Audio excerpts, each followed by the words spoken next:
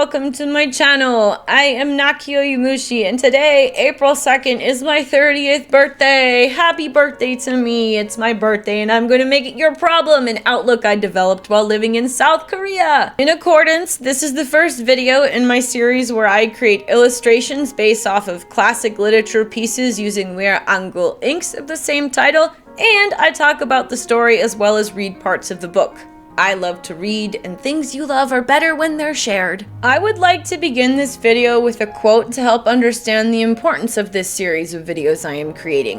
In Timothée Chalamet and Matthew McConaughey Variety and CNN Town Hall Full Conversation, Timothée Chalamet said, "And I don't want to be working in ballet or opera or, things where it's like, hey, keep this thing alive even though it's like no one cares about this anymore." Having danced ballet myself for 6 years and having learned some different operatic singing techniques, I cannot help but resent the ignorance of that comment, especially as it was given when promoting a movie about ping pong, but I digress. I do not wish to diminish any art form, but there is something I need to point out about Hollywood and the films being produced, especially the ones based off of books or classic literature pieces. Whether it be Guillermo del Toro's Frankenstein or J.K. Rowling's Harry Potter, there is always an expectation of unfaithfulness. A precedent has been set that it's not possible to create a faithful book to film adaptation. I don't know where this idea originated, but it's false. It all depends on one's understanding,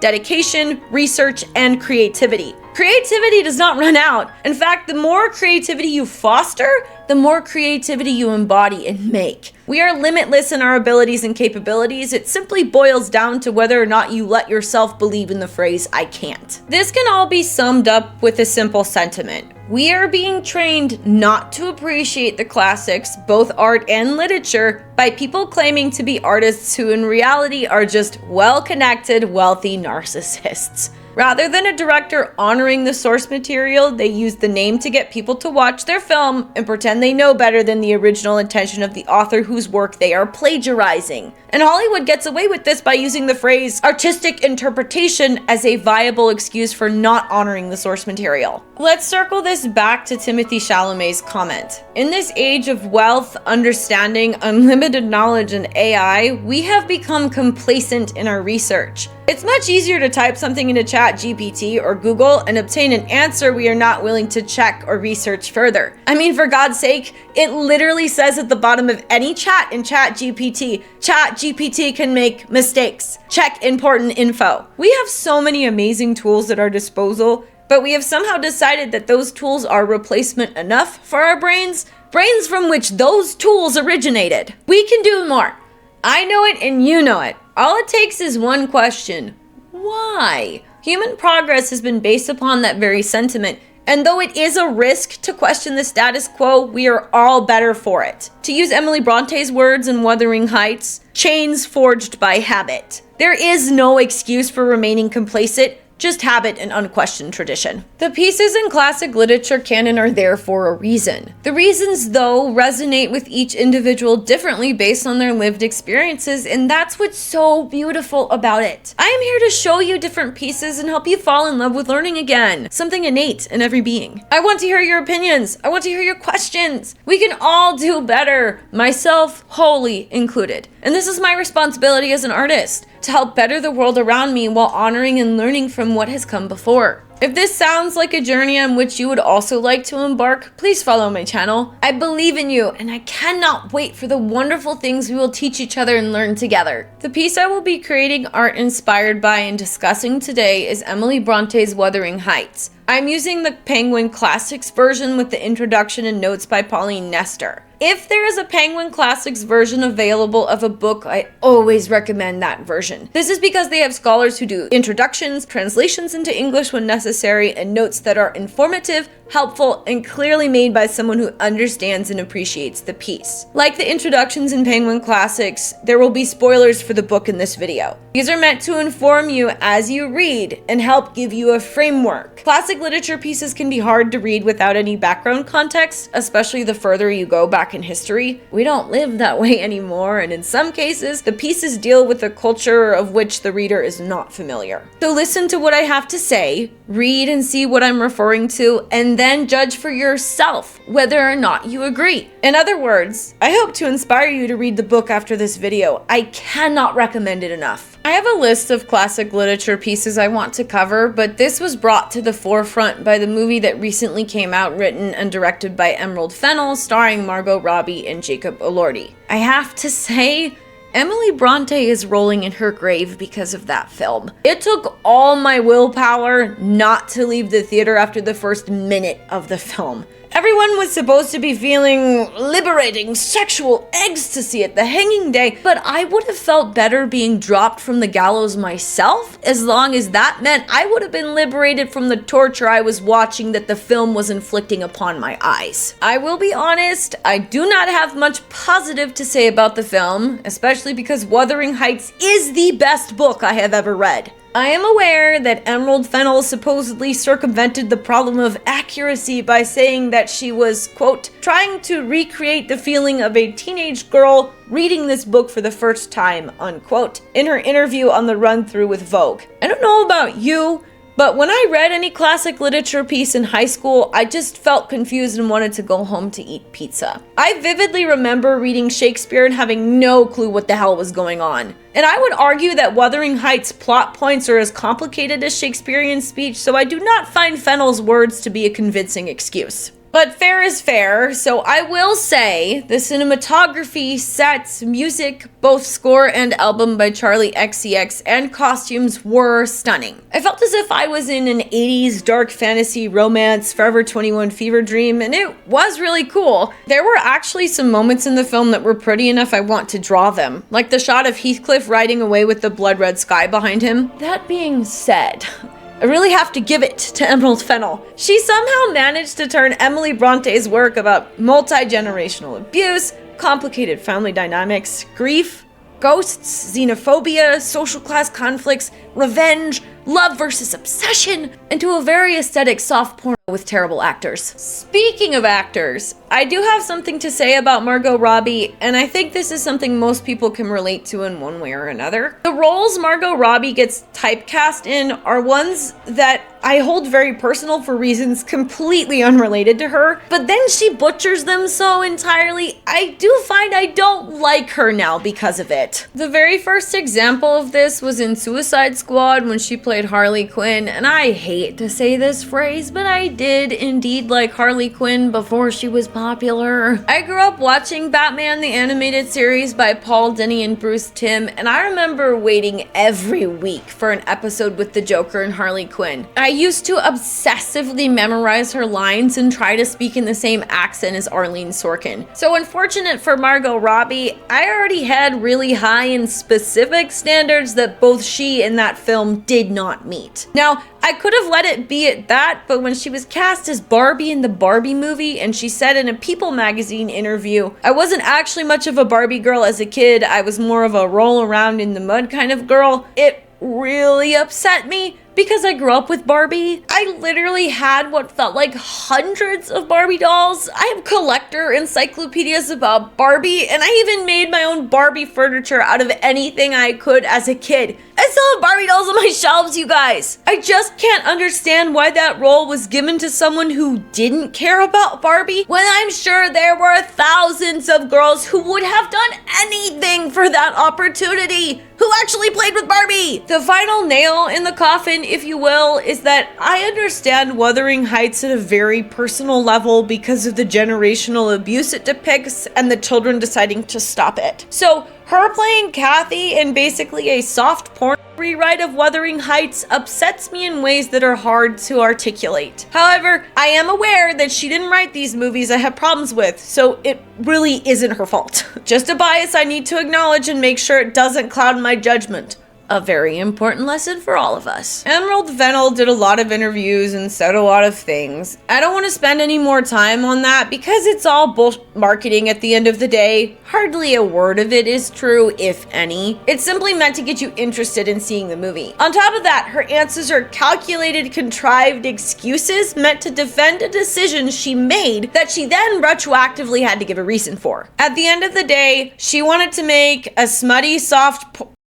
film that could be accepted into the mainstream and make a of money off of it. No explanation she gives about that film is satisfactory, honest, or respectful towards the book or Emily Bronte. The film has a lot of problems, a very prominent one being that Heathcliff is white. This is certainly a huge problem and has been a problem in many film adaptations of Wuthering Heights because of the central role class issues and xenophobia play in the book. I must point out, however, that if you have a problem with Heathcliff being white, you also have to have a problem with Kathy being blonde hair and blue-eyed, Nellie being Thai, Edgar being Pakistani, English, Scottish, and Joseph not being an old man. Not a single character was cast as described in the book, and half of the characters were omitted. And this is a common problem in most film adaptations. People are seemingly cast at a director's whims rather than using the actual book for reference. However, my biggest problem with the film was the clear disrespect and lack of care for the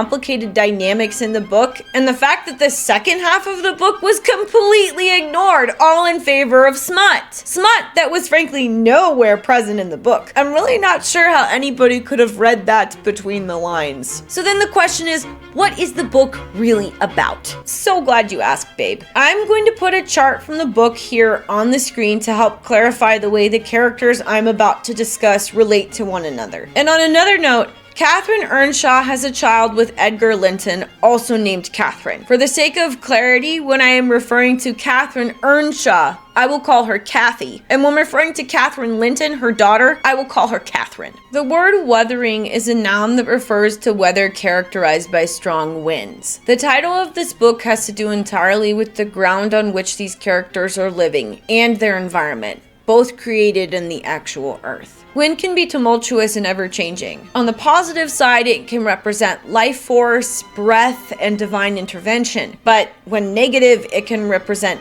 destructive power or emotional upheaval. Mr. Lockwood first describes Wuthering Heights as certainly a beautiful country. In all England, I do not believe that I could have fixed on a situation so completely removed from the stir of society. A perfect misanthropist's heaven. Wuthering Heights is an isolated place, and this family experiences both negatives and positives. The book ends with Mr. Lockwood visiting Kathy, Edgar, and Heathcliff's graves. I sought and soon discovered the 3 headstones on the slope next to the moor. The middle one, grey and half buried in heath. Edgar Linton's only harmonized by the turf and moss creeping up its foot. Heathcliff still bare. I lingered round them under that benign sky, watched the moths fluttering among the heath and harebells, listened to the soft wind breathing through the grass, and wondered how anyone could ever imagine unquiet slumbers for the sleepers in that quiet earth. Kathy's grave between Edgar's and Heathcliff's is covered in heath. Heathcliff is often described as otherworldly, sometimes compared to a beast or devil. Before Kathy dies, she laments that once she's gone, Heathcliff will forget her. He tells her that is not true, and Kathy tells Nellie she will take her Heathcliff to the grave with her. They scream and cry such words at each other while alive, but like the ever-changing wind, once it is gone, there is stillness and quiet. The ground has no qualm with us. The ground has been here before us and will be here after us. The ultimate lesson being the unrest we feel is simply that.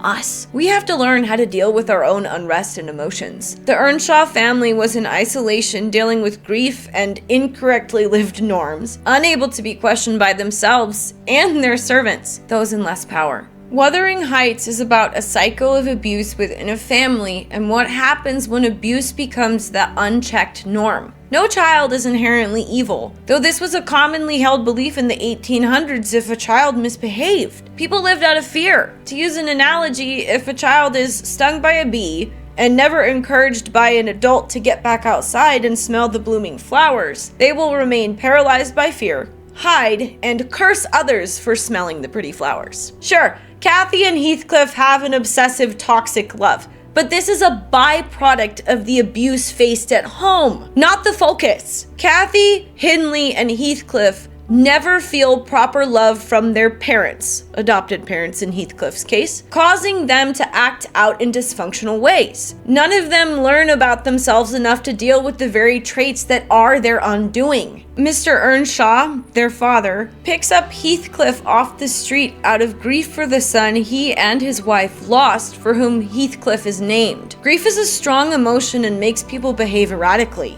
Nellie describes Mr. Earnshaw as a man who had a kind heart, though he was rather severe sometimes. This is especially seen in his decline and in an interaction he has with Kathy. Nellie narrates in quotes, "Miss Kathy had been sick, and that made her still. She leant against her father's knee, and Heathcliff was lying on the floor with his head in her lap. I remember the master, before he fell into a doze, stroking her bonny hair. It pleased him rarely to see her gentle, and saying, 'Why canst thou not always be a good lass, Kathy?' And she turned her face up to his and laughed and answered, 'Why cannot you always be a good man, father?' Kathy is a lively girl, too mischievous and wayward. Hindley feels betrayed and unloved by his parents with the introduction of Heathcliff, learning to regard his father as an oppressor rather than a friend, and Heathcliff a usurper of his parents' affections and his privileges. And Heathcliff is inclined towards that silent patience of revenge for wrongs committed against him because of xenophobia present in his adopted family. Nellie says that Heathcliff's very presence bred bad feeling in the house, pointing out in a later passage, "We don't in general take to foreigners here, Mr. Lockwood, unless they take to us first." Heathcliff is described many ways, but as far as his appearance goes, physically, he's described as a gypsy or lascar, meaning he certainly does not have the same fair skin tone as those around him.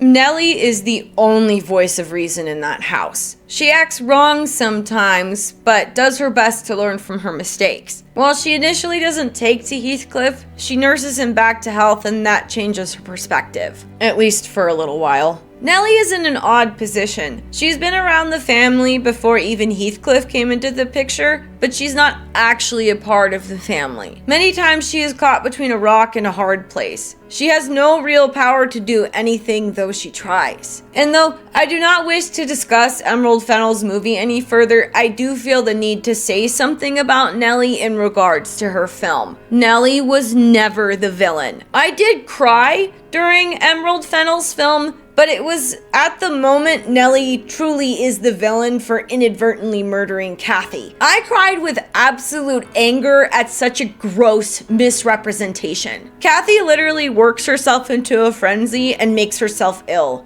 That's what ends her. Not Nellie purposely isolating her, Kathy miscarrying, and subsequently dying of toxic shock because Nellie didn't believe her when she said she lost the baby. Another thing I want to note is that Nellie only found out after Kathy's love confession that Heathcliff was listening. She wasn't sure he was there. I went into the kitchen and sat down to lull my little lamb to sleep. Heathcliff, as I thought, walked through to the barn. It turned out afterwards that he only got as far as the other side the settle, when he flung himself onto a bench by the wall, removed from the fire, and remained silent. Nellie told Kathy repeatedly she did not want to hear her love confession, but Kathy wouldn't stop. Kathy developed bad behaviors that were hard for anyone to handle. Joseph is an angry, Bible-toting servant, exact opposite to Nellie. He feeds off the dysfunction, and this juxtaposition between Nellie and Joseph's role is very important. Nellie and Joseph are the only two servants present throughout the entirety of the story. Joseph likes nothing more than to spread misery, and Nellie is there out of pseudo-filial duty. Nellie illustrates this difference. She describes that she and Joseph were the only two who would stay after Hindley loses his wife, and Hareton, Hindley and Francis's child, is left in her charge. The servants could not bear his tyrannical and evil conduct long. Joseph and I were the only two that would stay. I had not the heart to leave my charge. And besides, I had been his foster sister and excused his behavior more readily than a stranger would. Joseph remained to hector over tenants and laborers, and because it was his vocation to be where he had plenty of wickedness to reprove. There is major dysfunction in the house, and every character has a different, equally toxic way of behaving. Some cause and inflict pain, while others enable and ignore. While some characters are more in the right than others, it does take two to tango. While one leads, the other sadly has to follow. There are several moments that one might consider turning points in the book. By turning point, I mean the moment that sets a character on a certain path. There are two I consider with special significance. The first one being in the first half of the book that sets Heathcliff on a path of revenge, and the second one being in the second half of the book that sets Catherine, Cathy's daughter, on a path of healing the family in subsequent generations. The first point is after Cathy comes back from Thrushcross Grange and Heathcliff is upset. Cathy has to stay there for about 5 weeks because of a dog bite she receives from the Linton family dog and becomes a refined lady. Heathcliff feels jealous. Edgar might actually replace him. Edgar is a soft, sweet, refined boy who is clearly infatuated with Cathy immediately. Edgar can offer Cathy things Heathcliff simply can't. And though both Heathcliff and Cathy laugh at how big of idiots Isabella and Edgar were for fighting over who gets to play with a dog, in contrast to ignoring or even beating a dog like they would at Wuthering Heights, it is clear they both would rather be in a loving home. What child wouldn't? The Lintons start coming over regularly, and as part of that arrangement, there is one condition. Mrs. Linton begged that her darlings might be kept carefully apart from that naughty swearing boy. The Lintons are quite a contrast to the Earnshaws. Cathy finds Edgar appealing because he can rescue her from a bad situation and take care of her, but that's not who her heart lies with. The first thing she does when returning to Wuthering Heights is look for Heathcliff. He is embarrassed. She looks a lady and he hasn't washed in over a week. Heathcliff at first refuses to go join Cathy, Edgar, and Isabella, but Nellie convinces him otherwise. Nellie, make me decent. I'm going to be good. High time, Heathcliff, I said. You have grieved Catherine. She's sorry she ever came home, I dare say. It looks as if you envied her because she is more thought of than you.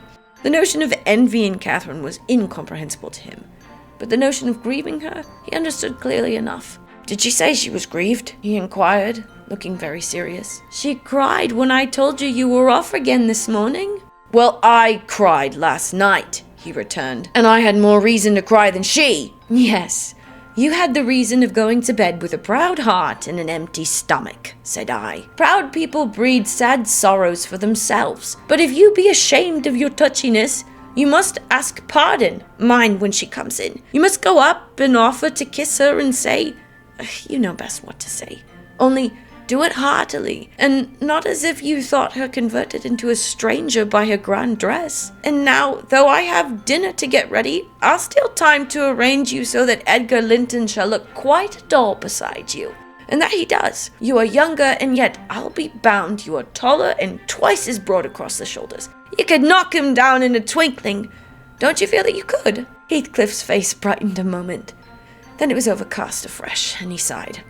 But Nellie, if I knock him down 20 times, that wouldn't make him less handsome, or me more so. I wish I had light hair and a fair skin, and was dressed and behaved as well, and had a chance of being as rich as he will be. And cried for mamma at every turn, I added, and trembled if a country lad heaved his fist against you, and sat at home all day for a shower of rain. Oh, Heathcliff, you are showing a poor spirit. Come to the glass and I'll let you see what you should wish. Do you mark those lines between your eyes and those thick brows that instead of rising arched sink in the middle, and that couple of black fiends so deeply buried who never open their windows boldly but lurk glinting under them like devil spies? Wish and learn to smooth away the surly wrinkles, to raise your lids frankly and change the fiends to confident, innocent angels, suspecting and doubting nothing, and always seeing friends where they are not sure of foes.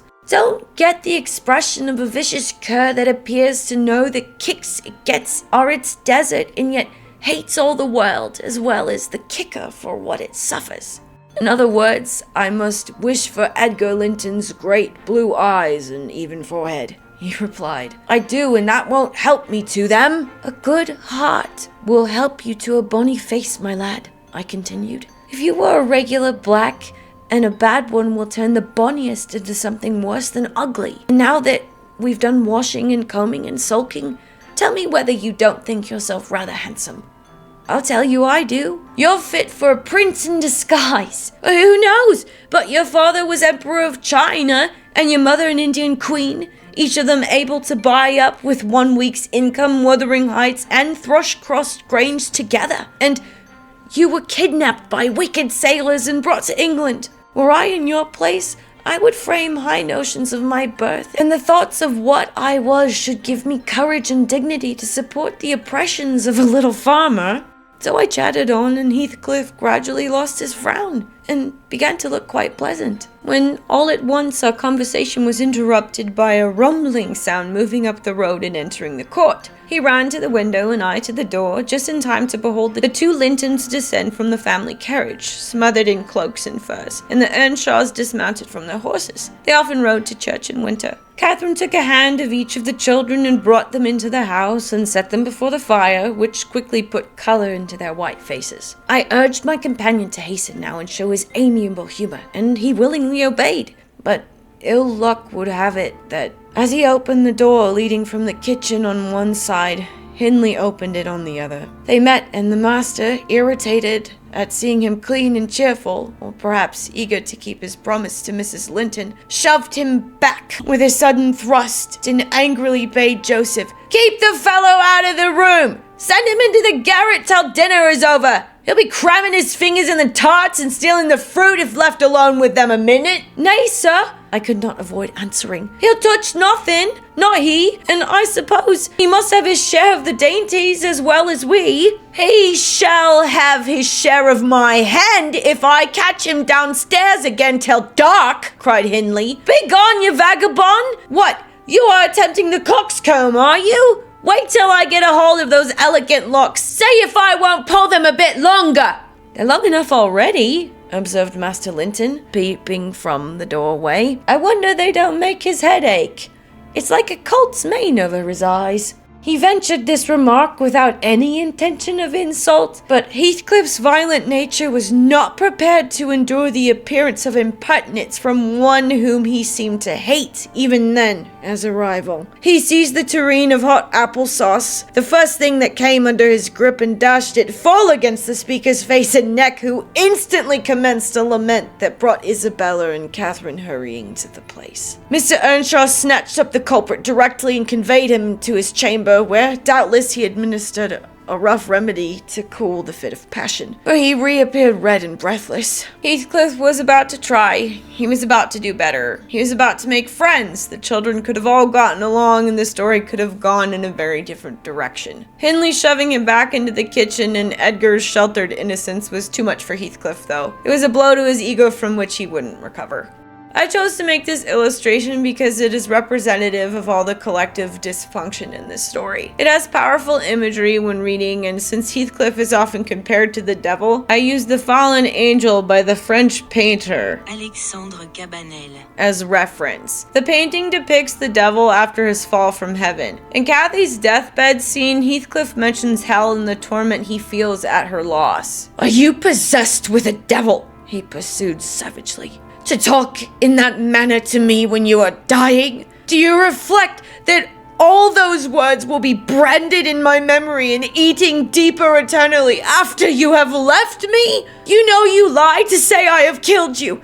And Catherine, you know that I could as soon forget you as my existence. Is it not sufficient for your infernal selfishness that while you are at peace, I shall writhe in the torments of hell?" This codependency is unhealthy for both of them. It's what drives Cathy mad and ultimately ends her. Hindley, Cathy, and Heathcliff have lived through such trauma they are unable to let go and breathe.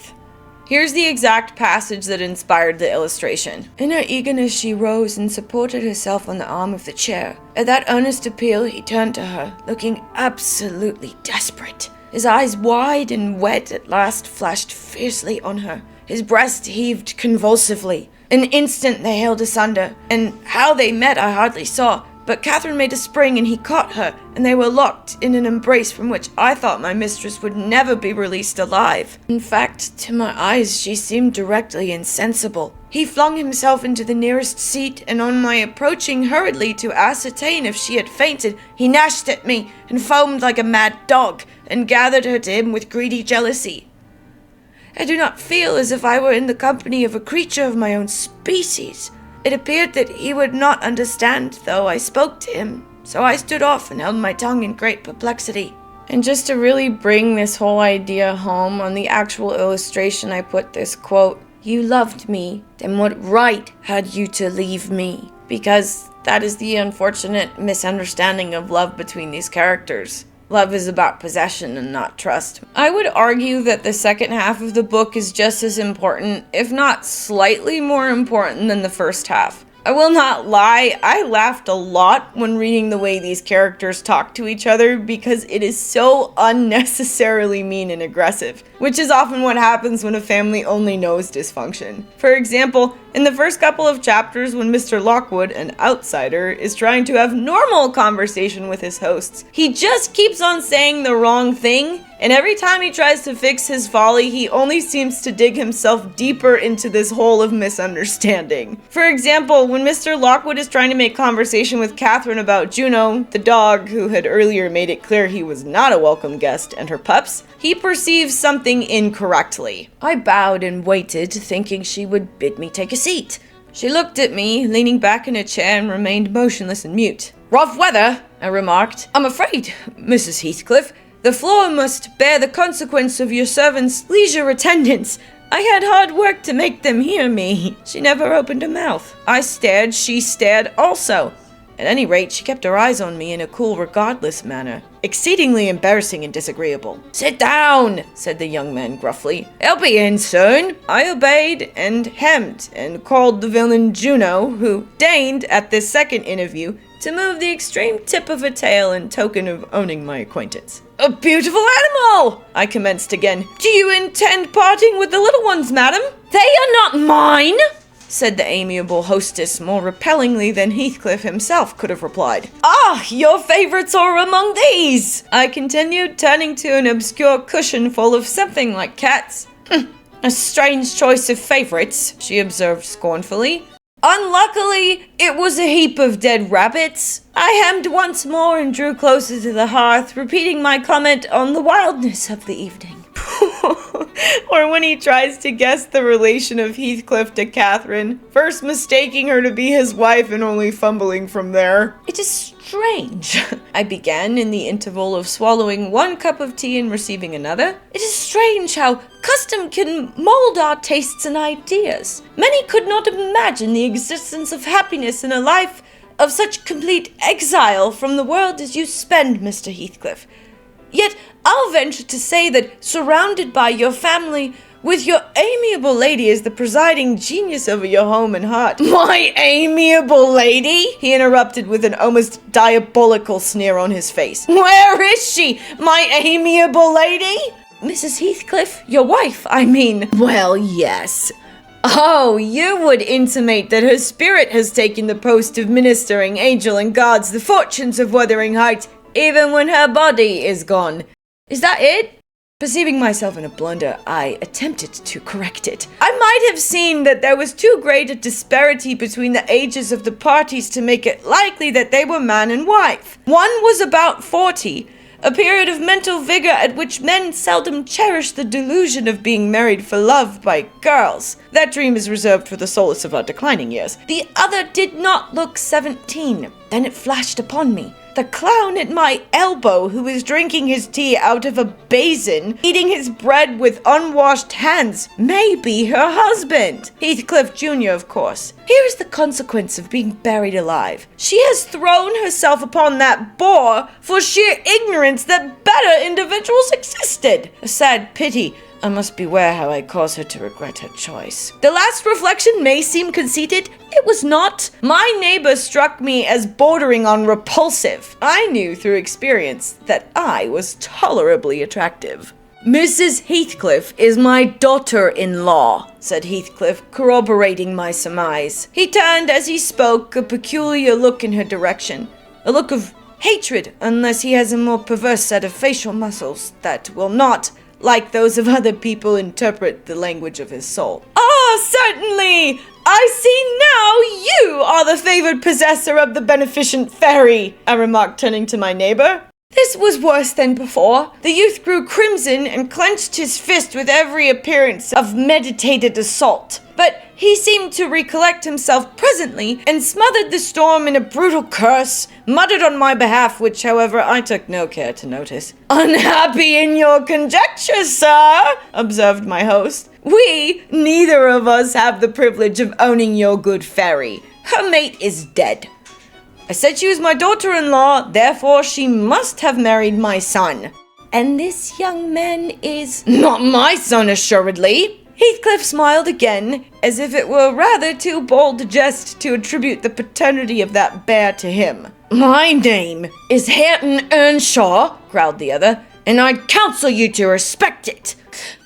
"I've shown no disrespect," was my reply, laughing internally at the dignity with which he announced himself. He fixed his eye on me longer than I cared to return the stare, for fear I might be tempted either to box his ears or render my hilarity audible. I began to feel unmistakably out of place in that pleasant family circle. A dismal spiritual atmosphere overcame and more than neutralized the glowing physical comforts around me, and I resolved to be cautious how I ventured under those rafters a third time. As Mr. Lockwood points out, this is a complicated family one needs to be cautious around. They treat each other horribly, and whoever is around them seems to fall victim to that very behavior. Mr. Lockwood himself perpetuates that very cruelty when encountered with Kathy's ghost. Her ghost is begging to be let in from the cold, but he is too afraid to help. He says, "Terror made me cruel," and he drops the child ghost rather than trying to help her. Catherine is ultimately the one who decides to stop being afraid and perpetuating cruel behavior, and this is the second turning point in the book, but not before she inflicts her own amount of pain on those around her due to the grief she is feeling at the loss of her own father. Hareton receives the least amount of abuse from Heathcliff,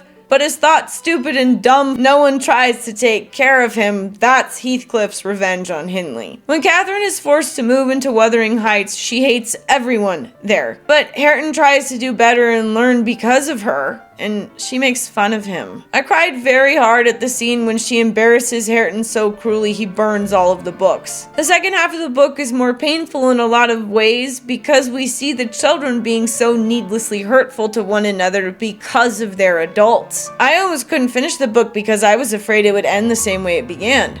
Hurt compounding more hurt. I'm happy to report it didn't. Rather than finding a way out with Mr. Lockwood, much like her mother tried with Edgar, Catherine resolves to fix her errors and be kind to those around her, something her mother never did, unfortunately. If you ask me why I created an illustration from the first half of the book rather than the second half, though I find the second half more important, it is truly for a simple reason. I'm not ready yet.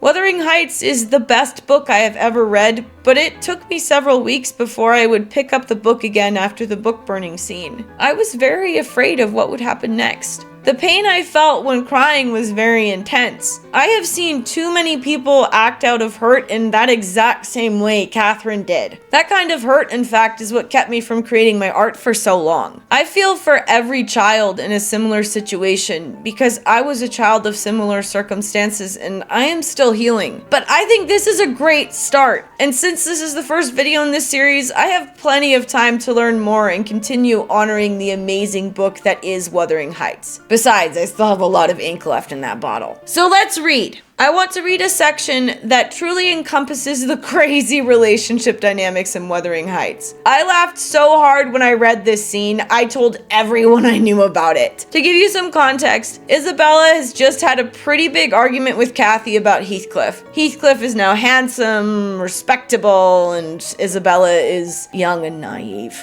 She is in love with Heathcliff, so she thinks, and declares Kathy's cruelty at keeping him and her apart. Kathy says some choice words warning her to stay away from Heathcliff, and Isabella calls her a dog in the manger, saying that she desires no one to be loved but herself. Kathy gets back at Isabella by embarrassing her in front of Heathcliff, declaring that Isabella swears that the love Edgar has for me is nothing to that she entertains for you. Heathcliff is indifferent to Isabella at best, but if it means he can get back at Kathy for choosing Edgar over him, he will. The scene I am about to read begins with Nellie observing Heathcliff stealing a kiss from Isabella upon his arrival at Thrushcross Grange. The next time Heathcliff came, my young lady chanced to be feeding some pigeons in the court. She had never spoken a word to her sister-in-law for 3 days, but she had likewise dropped her fretful complaining, and we found it a great comfort. Heathcliff had not the habit of bestowing a single unnecessary civility on Miss Linton, I knew. Now, as soon as he beheld her, his first precaution was to take a sweeping survey of the house front. I was standing by the kitchen window, but drew out of sight. He then swept across the pavement to her and said something. She seemed embarrassed and desirous of getting away. To prevent it, he laid his hand on her arm. She averted her face.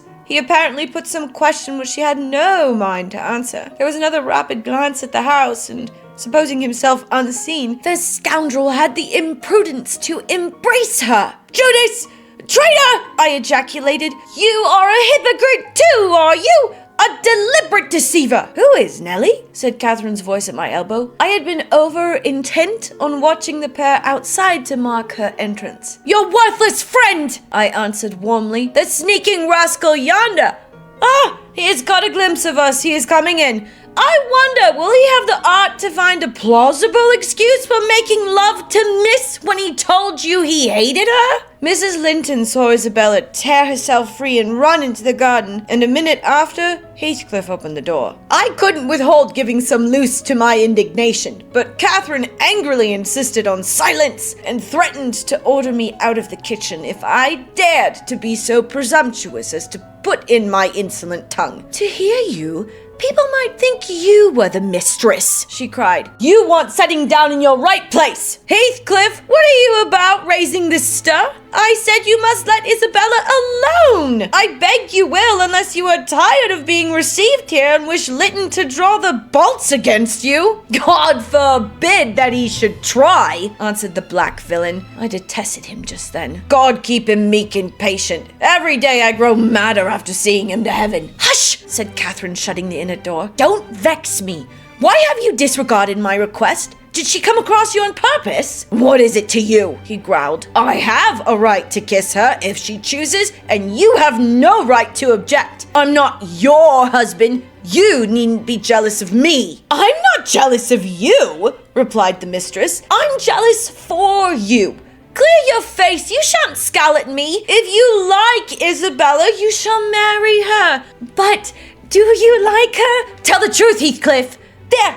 You won't answer. I'm certain you don't." "And would Mr. Linton approve of his sister marrying that man?" I inquired. "Mr. Linton should approve," replied my lady decisively. "He might spare himself the trouble," said Heathcliff. "I could do as well without his approbation. And as to you, Catherine, I have a mind to speak a few words now while we are at it. I want you to be aware that I know you have treated me infernally. Infernally! Do you hear? And if you flatter yourself that I don't perceive it, you are a fool. And if you think I can be consoled by sweet words, you are an idiot. And if you fancy I'll suffer unrevenged, I'll convince you of the contrary in a very little while. Meantime, thank you for telling me your sister-in-law's secret. I swear I'll make the most of it and stand you aside." "What new phase of character is this?" exclaimed Mrs. Linton in amazement. "I've treated you infernally?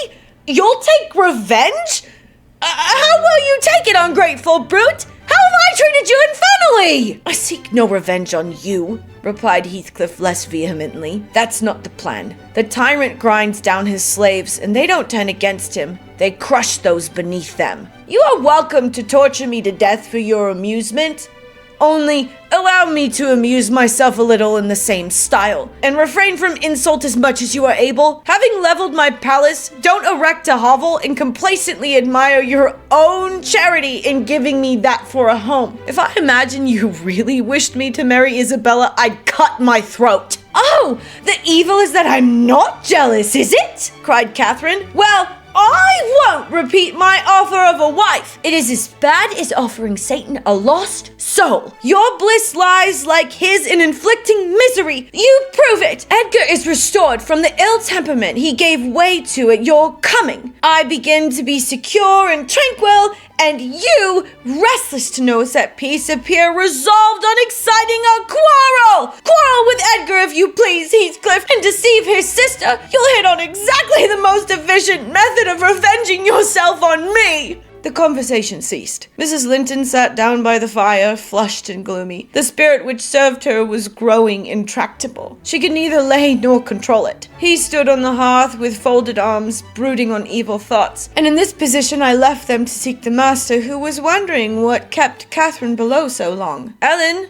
said he when I entered, "have you seen your mistress?" "Yes, she's in the kitchen, sir," I answered. "She's sadly put out by Mr. Heathcliff's behavior, and indeed, I do think it's time to arrange his visits on another footing. There's harm in being too soft, and now it's come to this." And I related the scene in the court, and as near I dared the whole subsequent dispute. I fancied it could not be very prejudicial to Mrs. Linton unless she made it so, afterwards by assuming the defensive for her guest. Edgar Linton had difficulty in hearing me to the close. His first words revealed that he did not clear his wife of blame. "This is insufferable," he exclaimed. "It is disgraceful that she should own him for a friend and force his company on me. Call me 2 men out of the hall, Ellen. Catherine shall linger no longer to argue with that low ruffian. I have humored her enough." He descended and, bidding the servants wait in the passage, went, followed by me, to the kitchen. Its occupants had recommenced their angry discussion.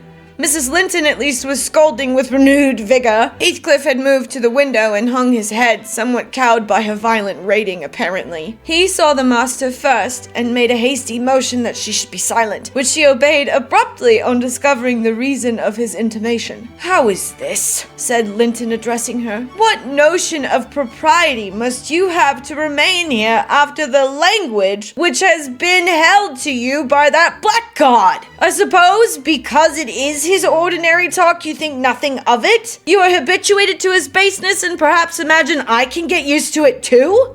"Have you been listening at the door, Edgar?" answered the mistress in a tone particularly calculated to provoke her husband, implying both carelessness and contempt of his irritation. Heathcliff, who had raised his eyes at the former speech, gave a sneering laugh at the latter, on purpose, it seemed, to draw Mr. Linton's attention to him. He succeeded, but Edgar did not mean to entertain him with any high flights of passion. "I have been so far forbearing with you, sir," he said quietly. "Not that I was ignorant of your miserable, degraded character, but I felt you were only partly responsible for that. And Catherine, wishing to keep up your acquaintance, I acquiesced. Foolishly. Your presence is a moral poison that would contaminate the most virtuous. For that cause, and to prevent worse consequences, I shall deny you hereafter admission into this house, and give notice now that I require your instant departure. 3 minutes' delay will render it involuntary and ignominious." Heathcliff measured the height and breadth of the speaker with an eye full of derision. "Cathy, this lamb of yours threatens like a bull," he said. "It is in danger of splitting its skull against my knuckles. By God, Mr. Linton, I'm mortally sorry that you are not worth knocking down." My master glanced towards the passage and signed me to fetch the men. He had no intention of hazarding a personal encounter. I obeyed the hint, but Mrs. Linton, suspecting something, followed, and when I attempted to call them, she pulled me back, slammed the door to, and locked it. "Fair means," she said, in answer to her husband's look of angry surprise. "If you have not the courage to attack him, make an apology, or allow yourself to be beaten. It will correct you of feigning more valor than you possess. No, I'll swallow the key before you shall get it. I'm delightfully rewarded for my kindness to each. After constant indulgence of one's weak nature and the other's bad one, I earn for thanks 2 samples of blind ingratitude, stupid to absurdity. Edgar, I was defending you and yours, and I wish Heathcliff may flog you sick for daring to think an evil thought of me!" It did not need the medium of flogging to produce that effect on the master. He tried to wrest the key from Catherine's grasp, and for safety she flung it into the hottest part of the fire. Whereupon Mr. Edgar was taken with a nervous trembling, and his countenance grew deadly pale. For his life he could not avert that access of emotion. Mingled anguish and humiliation overcame him completely. He leant on the back of a chair and covered his face. "Oh, heavens! In old days, this would win you knighthood!" exclaimed Mrs. Linton. "We are vanquished! We are vanquished!" "Heathcliff would as soon lift a finger at you as the king would march his army against a colony of mice. Cheer up! You shan't be hurt! Your type is not a lamb, it's a sucking leveret." "I wish you joy of the milk-blooded coward, Cathy," said her friend. "I compliment you on your taste, and that is the slabbering, shivering thing you preferred to me. I would not strike him with my fist, but I'd kick him with my foot and experience considerable satisfaction. Ugh, is he weeping? Or is he going to faint for fear?" The fellow approached and gave the chair on which Linton rested a push. He'd better have kept his distance. My master quickly sprang erect and struck him full on the throat, a blow that would have leveled a slighter man. It took his breath for a minute, and while he choked, Mr. Linton walked out by the back door into the yard and from thence to the front entrance. "There! You've done with coming here!"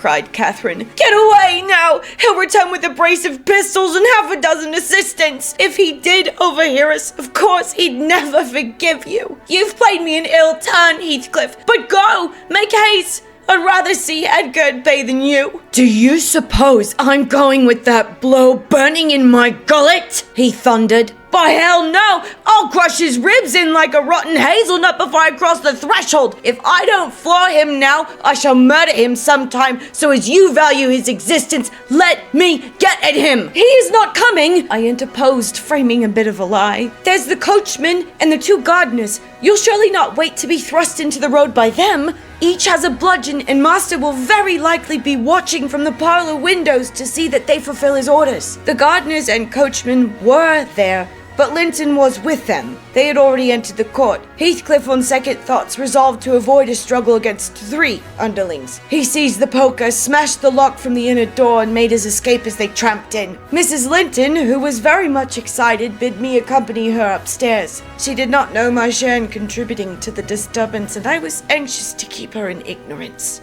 Edgar sucker punching Heathcliff is a moment that will live rent-free in my mind for the rest of time and eternity. I tend to like stories where all the characters are horrible because that makes them more real and that much more interesting. And I would argue that basically all of these characters are horrible, as Edgar just showcased. Being passive and enabling is often confused for being kind and patient, and while I would argue that Edgar comes off as kind and patient, he is much more the former. I want to end by saying Catherine's bravery in ending an abusive cycle is how I hope more and more people's stories will end and then start. And the kindness of children towards their flawed parents is something that will always bring the older generation to their knees with gratitude. Though Heathcliff was cruel, he still managed to earn some love from Hareton. Everyone is capable of love and being loved. We just have to choose it. Towards the end of the book, Heathcliff admits to Nellie that revenge is never worth it. Nellie, Hareton, and Catherine are all sitting by the fire having a pleasant evening, and Heathcliff enters, and instead of getting really upset and causing a stir, he just goes silent. While I admired and they labored, dusk drew on, and with it returned the master. He came upon us quite unexpectedly, entering by the front way, and had a full view of the whole 3, ere we could raise our heads to glance at him. Well, I reflected, there was never a pleasanter or more harmless sight. It will be a burning shame to scold them. The red firelight glowed on their 2 bonny heads and revealed their faces, animated with eager interest of children. For though he was 23 and she 18, each had so much of novelty to feel and learn that neither experienced nor evinced the sentiments of sober, disenchanted maturity. They lifted their eyes together to encounter Mr. Heathcliff. Perhaps you have never remarked that their eyes are precisely similar, and that they are those of Catherine Earnshaw. The present Catherine has no other likeness to her, except a breadth of forehead and a certain arch of the nostril that makes her appear rather haughty, whether she will or not. With Hareton, the resemblance is carried farther. It is singular at all times. Then it was particularly striking, because his senses were alert and his mental faculties wakened to unwonted activity. I suppose this resemblance disarmed Mr. Heathcliff. He walked to the hearth in evident agitation, but it quickly subsided as he looked at the young man. Or should I say, altered its character, for it was there yet. He took the book from his hand and glanced at the open page, then returned it without any observation, merely signing Catherine away. Her companion lingered very little behind her, and I was about to depart also, but he bid me sit still. "It is a poor conclusion, is it not?" he observed, having brooded a while on the scene he had just witnessed. "An absurd termination to my violent exertions. I get levers and mattocks to demolish the 2 houses and train myself to be capable of working like Hercules, and when everything is ready and in my power, I find the will to lift a slate off either roof has vanished. My old enemies have not beaten me. Now would be the precise time to revenge myself on their representatives. I could do it, and none could hinder me. But where is the use? I don't care for striking. I can't take the trouble to raise my hand. It sounds as if I have been laboring the whole time only to exhibit a fine trait of magnanimity. It is far from being the case. I have lost the faculty of enjoying their destruction, and I am too idle to destroy for nothing. Nellie, there is a strange change approaching.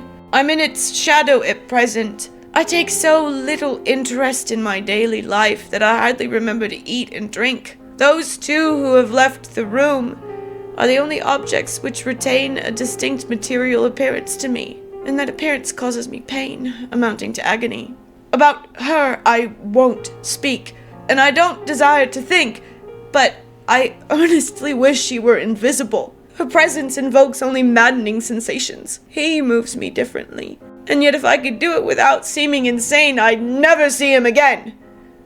You'll perhaps think me rather inclined to become so," he added, making an effort to smile, "if I tried to describe the 1,000 forms of past associations and ideas he awakens or embodies.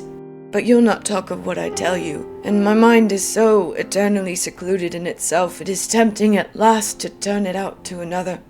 5 minutes ago, Hareton seemed a personification of my youth, not a human being. I felt to him in such a variety of ways that it would have been impossible to have accosted him rationally. In the first place, his startling likeness to Catherine connected him fearfully with her. That, however, which you may suppose the most potent to arrest my imagination is actually the least. For what is not connected with her to me, and what does not recall her? I cannot look down to this floor, but her features are shaped on the flags, in every cloud, in every tree, filling the air at night, and caught by glimpses in every object. By day I am surrounded with her image. The most ordinary faces of men and women, my own features, mock me with her resemblance. This entire world is a dreadful collection of memoranda that she did exist and that I have lost her. Well, Hareton's aspect was the ghost of my immortal love, of my wild endeavors to hold my rights, my degradation, my pride, my happiness, and my anguish. But it is frenzy to repeat these thoughts to you. Only it will let you know why, with a reluctance to be always alone, his society is no benefit, rather an aggravation of the constant torment I suffer, and it partly contributes to render me regardless how he and his cousin go on together. I can give them no attention anymore.